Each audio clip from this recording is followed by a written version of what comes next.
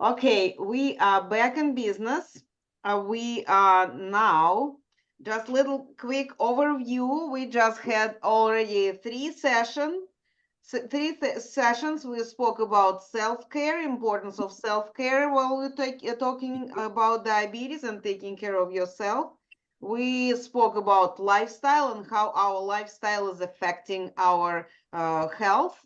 We were talking about stress management, which is very important, stress management. And as our speakers taught us, this is amazing. All three of them could have a separate presentation. So I had a hard, time to pick who will be talking. Then we had amazing Agat giving us the show showing how we can use the food, the veggies that we already have a hand on to improve the way how we eat them, to improve and make our our menu more versatile and interesting and exciting. And now the next part we are going to talk about is we'll be talking about support system, and specifically, I would like you, my speakers, to focus on caregivers, because coming from that same story, I don't have diabetes, but my husband had diabetes, and he was going to the doctors. He was going to see now let me start this recording too. So he was going to see the doctors. He was going to receive results of his tests, uh, receive some recommendations, but by the time when he will get home, Yeah, he maybe forgot. yeah, He maybe decided that this is not that important because it is his stuff. yeah. And as a result, I was constantly feeling that I probably can do more. I can help more, but I am not informed what is needed at this time, what is needed for him at this time. And he was not sharing with me that much what he needs. He was kind of like toughing it up. When I ask how do you feel, he would say, I'm fine. And then you go and guess how fine he is. I don't know what his blood sugar is. I don't know how he feels because he is hiding this. And because of all that, I feel that our caregivers need to get a little bit more information. And today I would like to talk with you about this. Michael, he is diabetic, but he also has someone in the house who is helping him to manage his diagnosis. Vic is in charge of the whole cohort of nurses who are caregivers. And Agat, you lived your life managing your health challenges and learning how to communicate with people about those, right? So let's move on. First, I will, as always, we'll start with the quote. And the quote is this: doctors diagnose, nurses heal, and caregivers make sense of all of it, Yeah. right? And I really resonate with this phrase because I do know how many people joining our group because their loved one got diagnosed with diabetes, and we have very little education on it. And I wanted to talk with you three about this a little bit more so caregivers could feel also supported, could also feel educated and find ways where and how they can be more effective in terms of the giving care. Okay. So the first question, and Michael and Agat. So Vic is the first timer. Agat was here some time ago, and Michael is almost on every expo with us. So I will start with Michael to set up the tone and the example how we go over it. We have about 2 minutes, 1.5 to 2 minutes to answer questions. Actually, you know what? This time, my speaker, who I was hoping to have, could not take part of it. Therefore, you could take more than 2 minutes. You could give a little bit longer answer, okay? So we will take, it will be a round table for the whole entire session, if you don't mind. I hope you don't. Yeah, no, Irina, there is Joy Igniter that is waiting in the waiting room. I know. Oh, okay, you know, okay. I know. I don't know if it's Yo, and Yo, would you like to jump on this discussion, or you would rather stay in the background? Probably on the background. Okay, She was on the first panel. Okay. Was, Okay. Yeah, I wasn't sure if it was a person missing. Okay, yeah, good. Excellent. Just listening to the information here. Excellent. All right. Talking about support systems. Why first question would be, why in managing diabetes it is very important to have a support system? Michael. Yeah, support systems are important for a lot of different reasons. The first thing that I always lead out with is we are social animals by nature. We crave those connections to other people, and your support system is what helps you. Diabetes and really any chronic health condition can be very isolating. It can make you feel very lonely. I mean, we have people come into the group all the time saying, you know, how lonely they feel, how isolated they feel, how much their world has changed since that diagnosis. Your support system gets you through that. Your support system is there when you need an ear, when you need a shoulder to lean on. They're there for a different perspective on the disease. I mean, when you're living with it, you have one perspective. When you have a caregiver or a loved one that is an integral part of your support system, they have a totally different perspective on the disease and what it is and what it means to manage that. They can be a tremendous asset to you. And your support system not only includes your family, your friends. I mean, it includes your providers. It includes your doctors that you see. It's important to have a genuine relationship with everybody in your support system, including your doctors. I mean, it's important that you're comfortable and that you're able to have a discussion with your doctor about what's going on with you. We see so many people come into the group, and time again, and Irina has seen it too, my doctor just handed me a prescription for metformin and sent me home, and that was it. Didn't say anything, you know. That's when you ask questions, and that's when your support system can really be there with you to help you remember to ask those questions, to ask questions that maybe you didn't think of at the time. It all works together. You know, your doctors, your family, your primary support system, your secondary support systems.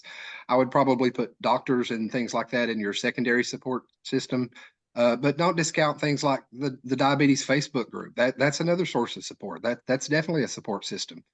The internet has been a double-edged sword. It's been a great thing in a lot of situations and instances where you can find support 24 hours a day.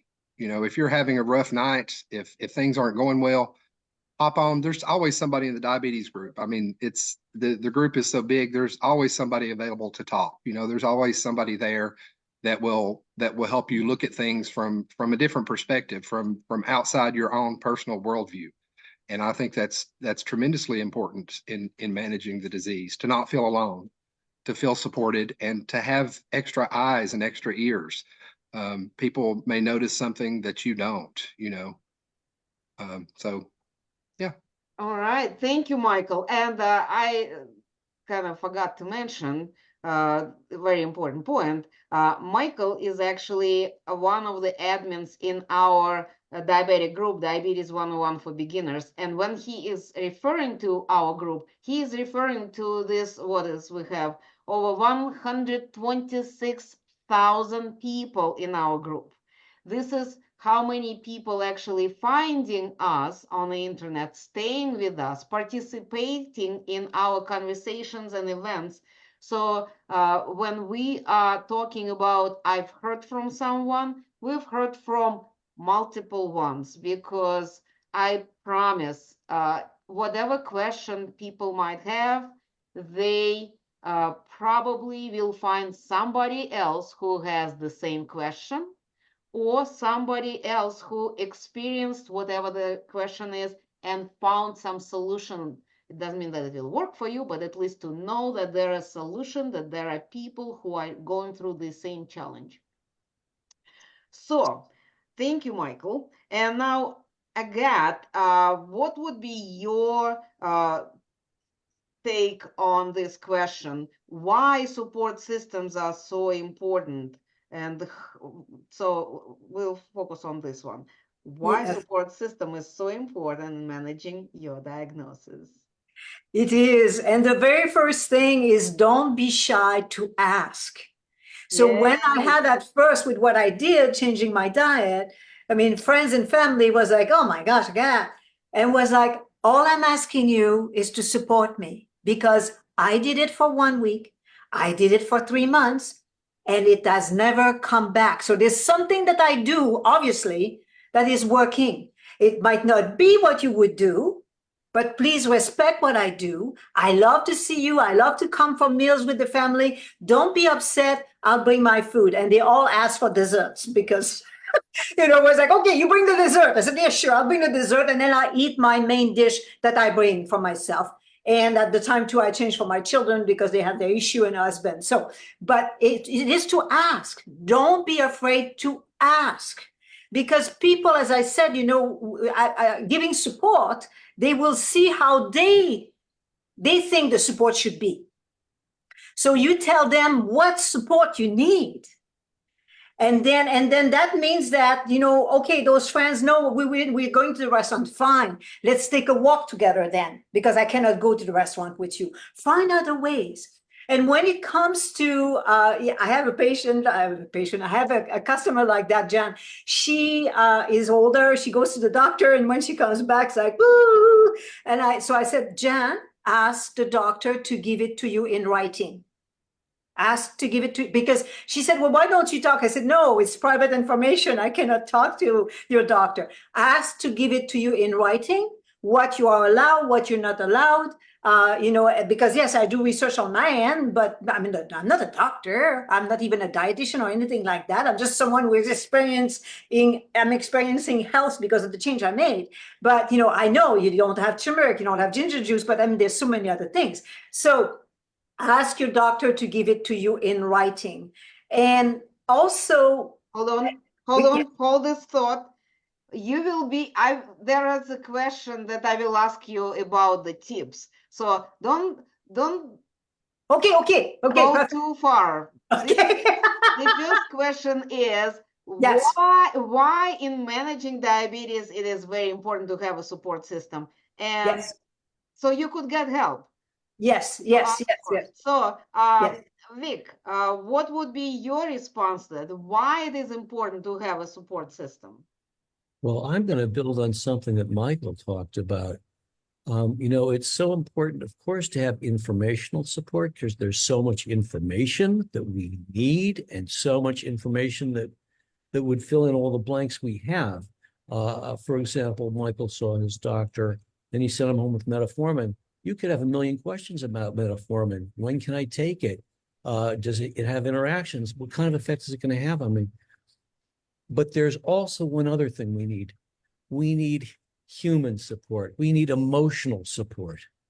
As people, that's another thing that we need so much. We need that human connection to somebody who can give us that emotional support that we all know what that means. There aren't even a lot of words to express it right now for some reason, but we all know what it is.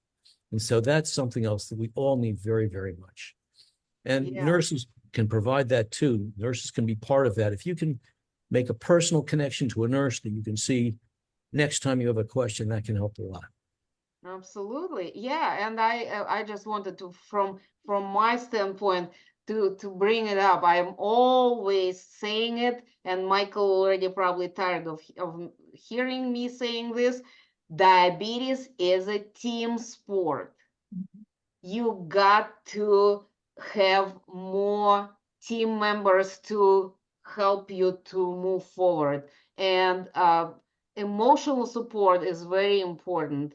And when people coming to the group and saying why well, basically they're saying, I don't want anyone to know about me having this diagnosis. My response is always, but what if something happens with you and you will drop down and you running very low on sugar? If nobody knows, they may start giving you CPR instead of a glass of orange juice. And this is not something that people can guess just looking at you. So it's important to have support system and to have at least one person who knows what your diagnosis is. Okay, this is my thing that I keep talking about. I think this is very important. All right, moving on to the second question.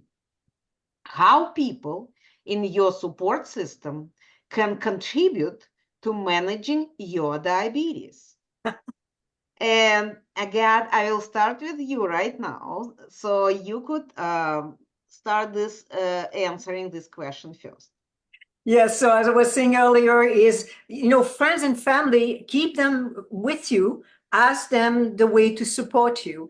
And if, they like a restaurant is not a possibility, then for a walk, then for a talk, then for a chat and having just, something you enjoy, tea at home.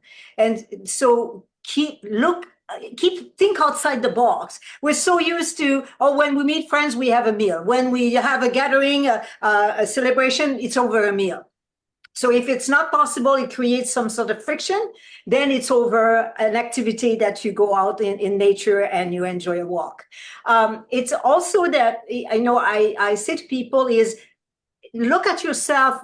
What is your why? Or maybe I'm getting into another question here, but what is your why that will make you stick to what's good for you? And you don't give in. You're not nice with someone because they just want to have them as friends. But what's your why? What is it with you that says, I am going to stick to this? I'm going to make sure that I get the support that I need because I can have an active life, because I can be with my children, my grandchildren, because I'm not ending up in a wheelchair. What is your why? So that too, when you establish that, it really makes it clear at what kind of support, and you don't bend when you should not be bending. Okay, all right, thank you. So Vic, I will ask you now about this. How people in your support system can contribute to managing diabetes? Thank you. Well, I'm not a medical expert myself. I put people in touch with nurses who are the medical experts. I have an impression, and Irina, you know much more about this than I do, that it's important to understand blood sugar levels, medication schedules, and dietary habits, as Agatha is telling us about, and so much more. But one point that maybe I can contribute is, of course, it has to be integrated with an understanding of the patient's unique situation. You have to be getting support from people who really understand what's going on with you and your circumstances and what works for you and what doesn't work for you and everything that's going on with you. So it can be very helpful to go to a nurse or a caregiver who that you can talk to anytime you want, and who can build up that relationship with you where they really understand what's going on with you and can really adjust the right advice with your situation. Okay, good. Thank you, Michael. It's your turn now. How people in your support system can contribute to managing your diagnosis? I think a really important thing is know what the person you're supporting needs. Know what their needs are. Some people need more emotional support than anything. Some people need more technical knowledge and technical support. Some folks don't know, the side effects of medications. They don't know how medications work in the body. Whoever you're providing support to, know what they need, and it's okay to ask them. Just like they should be telling you what they need, it's okay to ask them, how can I support you? What do you need? Do you need emotional support? Do you need me to go to the doctor with you so that I can ask questions? Do you need me to explain something to you? It really, you have to build on your strengths, know your own personal strengths as the support person, know what you're good at, know what you have to offer the person with diabetes, and go with your strong suits, because we all have multiple supports, in our lives. Multiple people with different talents, different strengths, different perspectives. So know what you're best at. I spent a lot of years as a medical social worker. So, for me, if I was supporting somebody with diabetes, I think that would be one of my strong points is how do you navigate the healthcare system in the US? How do you navigate insurance companies when you need prior authorizations for medications? Just know what your person wants, know what you're good at, offer that, and have those conversations with them. Absolutely. And thank you for bringing this up. This is back to my personal story, as I said. I knew that I can do some help in the kitchen. I knew that I can help with shopping or reading about some maybe physical activities. At the same time, I also know that I probably not the meditation teacher, and for that, but I can find one, and I know how to find one. So the asking for this is something that I didn't know at the time. I was not very good at asking questions, how I can help you. I was guessing what is needed and was trying to shuffle that, in my opinion, needed tool, activity into my husband. And not everybody is that behaving in such agreeable way. People have their own, like Michael, you could probably relate. You feel what you feel. You know what your body needs. And when I am, or your support person, your caregiver is trying to make you something different, there is resilience, and it creates stress. And then when we have stress, it's not helpful situation again. So it has a pros and cons when support person is active, but let's turn it into the positive thing, make them informed and educated, and this way it could be helpful. I know that right now we are moving to the question that may cause a presentation from each of you. And I don't mind that. We have about 15 minutes to talk about it. So the question would be, what caregivers need to know when they are helping someone to manage their diabetes? I started it, as always, running ahead of the train, but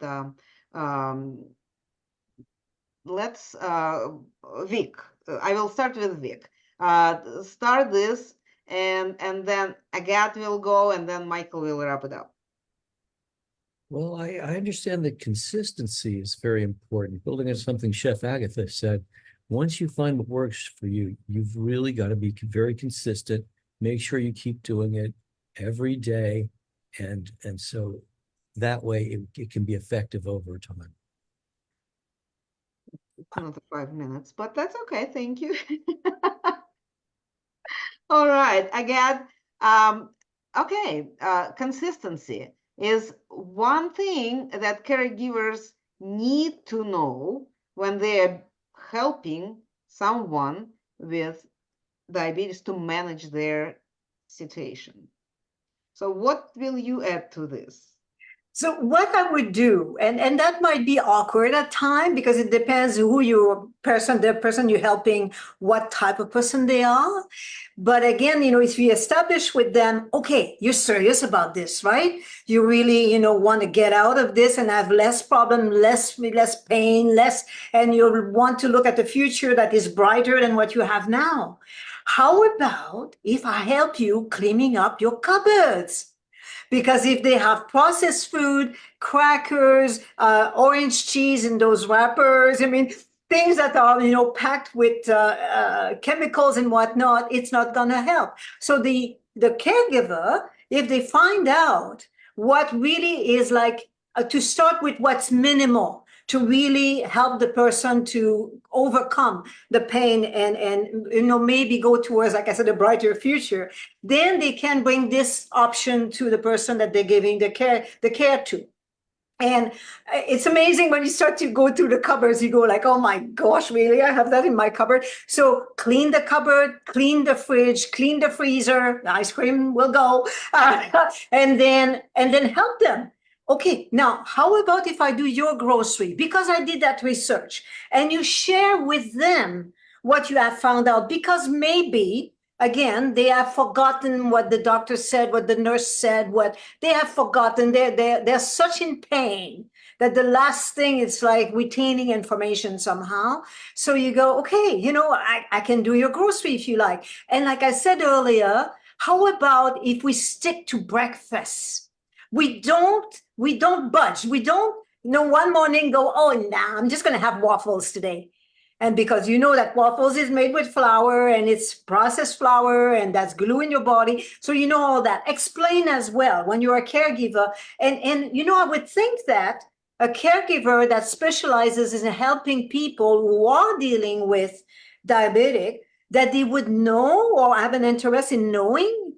So there is that as well. That's interesting. Now what I'm bringing up is there someone in your environment, be that it's a child or it's a partner or it's a close friend or that can keep an eye on what's happening for you at the same time than the caregiver? Because sometimes the caregiver comes in and they do their best, but the best isn't what it should be. So if you have someone that is in your entourage that is really well versed and really, want to, like Michael is saying, there's so much on the internet and it's easy. You go on the internet and when you find something, you see if you find it again and again and again and again. Then you go, okay, they're saying that eat your greens is good. So let's go with it, because don't jump on the first thing you find. There's so much being said, it helps you to go through so again, back to someone that is your advocate. So it could be your caregiver because they're really onto it. They know what's going on. They know what's good for you, but it could also be a close one, a loved one. And then, yes. And then that caregiver really is there to, cheer you up. Now, cheer up that person because, again, when you don't have pain and you've maybe have never experienced it, you don't understand what it is to wake up every morning with pain. So I did. I couldn't, I was such pain with the arthritis. Once you have that, you understand that, yeah, you like, don't tell me to think of this and that and the other. I'm already like trying to manage that pain. So a caregiver that is really knowing what's best for you, an advocate for you, caregiver or a loved one that really helps you to stay on track. And that caregiver really, if it's not the caregiver that is doing it, the advocate is saying to the caregiver, look, I spoke to my mom, I spoke to my dad, and I told them, that food should not be coming into your cupboard. And I asked the caregiver to make sure it happens this way. And your caregiver is going to go and do your grocery. And then again, it's a question, of course, of dialogue between the person that is diabetic and the one who are helping. Because, some people might choose, look, it's just too much. Okay, it's too much. Again, back to what I was saying, breakfast only. Just stick to one meal. Just stick to one thing. Do that for 1 month. You will feel the difference. And why do I suggest breakfast? Because it is your first meal of the day. If you load up on bad sugar for you, your day doesn't start very good. So, start with something that's going to give you. So there you go. That's really what I suggest for the caregiver or an advocate that will supervise the caregiver. Thank you. Thank you, Agathe. Michael, I know it's kind of hard to go after such a full answer, but I believe in you, and I know that you, as a veteran in supporting people with diabetes and experiencing it from the inside, you definitely have something else to add. Yeah, absolutely. First thing is, and I do this every roundtable, know as the support system, as a caregiver, know that we're going to make mistakes, that we're not perfect, that we're going to slip up from time to time. That's just a part of being human. Um, and to me, it's also really important as the support system, as a caregiver, to everything you do it with kindness. Don't get frustrated. Don't get upset, because frustration just feeds more frustration. Mhm. You know, if it, and especially if you're a caregiver or a supporter for somebody that let's say can be challenging, that you know are not eating the way they should eat, or they're not taking their medications the way they're supposed to. You love that person. That's going to frustrate you. That's going to upset you. But it's always important. You're not going to accomplish anything by coming at them with guns blazing. You know, if anything, that's just going to put them off more, and that's going to force them, well, I'll just do whatever I want to do. You know, if you're going to act like that, I'm going to do whatever I want to do anyway. So always come at it with kindness. It's okay to get frustrated, and it's okay to be concerned about somebody, but don't talk to them if you're frustrated and you're upset with them. If you just watch them eat half a cheesecake, that moment is not the time to talk to them. You know, give yourself some time to breathe, to take some space, to calm down, and approach them calmly with genuine care and compassion, because that's the only way you're going to get through to anybody. That's the only way that you're going to hopefully encourage them to make the changes that they need to make, is to do it with love and with kindness, because we all shut down. If somebody confronts us, we shut down. That's normal. That's our natural reaction to being critiqued or judged, or having somebody come at us, is either one, lash back out at them, or just completely shut down and ignore them. And if you push the person you're trying to support to the point that they shut down, then they're not going to listen to anything you say, no matter how you say it. So everything you do it with purpose, intention, and most of all, do it with kindness. Come from a place of love, and not you know, being frustrated is a part of that love for somebody. You see them doing these things, but again, just do it with compassion. Unconditional positive regard, it's called in social work. Find the positive in every situation. When you approach them, you know, I noticed you ate half a cheesecake for lunch, but hey, look, you done really good for dinner. You know, you had your leafy greens, you had a reasonable amount of protein. You know, let's build on that. Let's build on that success, and praise successes. Don't focus on failures. That's another thing that's just normal and natural for us, is to want to talk about the bad things instead of the good things. It's okay to point out, yeah, you know, that probably wasn't the best choice for you, but always compare any criticism, even when it's done kindly, pair it with praise. You know, look, I know this probably wasn't a good choice, but you done great for dinner. You know, how can we encourage you to do that more often? So That's great. And Michael, you just gave me, this thought that kind of floating, but I don't anchor on it. And this is such a great suggestion about doing the critique, even in a kind way, but not at the moment when you are the most frustrated and upset. And I know that I was very often acting like this when I know what is not good, and I see when it's being done in front of my eyes, instead of taking a pause and later on come back to it, I will get upset. I will say, oh, I was filtering what I'm saying. I'm being gentle as much as I can, but it still was not really supporting. It was really more protecting myself at the moment. So we both would be coming out of it hurt. So this is a great idea, great suggestion, a reminder to when there is something that really makes you nervous, upset, angry, don't talk at that time. Take a breath, step outside, go to, for a walk around the house. Just serious questions like that should be discussed when you can breathe. Absolutely. Don't expect perfection. As the person that is managing the disease and as caregivers, don't expect perfection because you're going to be disappointed every time. We're human. We're going to stumble. We're going to fall. We're going to make mistakes. The important thing is that we get back up and we get back at it. It doesn't matter if you're newly diagnosed or if you've been a diabetic for 20 years and fall off the wagon. Yeah. Get back up, get back on it, and support and praise. Always support and praise that person when they do get back up. Exactly. And as we spoke in the earlier sessions, diabetes is not the diagnosis that hits you at one day.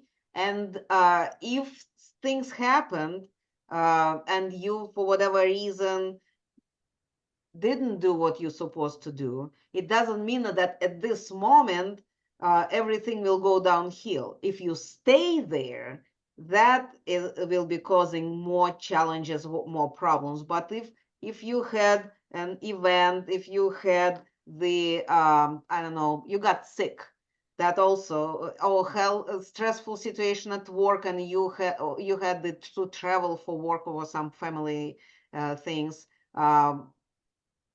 And over there you've been already stressed enough. It means that, yes, I had this week, I had those few days, but with the support system who understands what I'm going through, we will get back on track and we'll continue working towards the healthier results.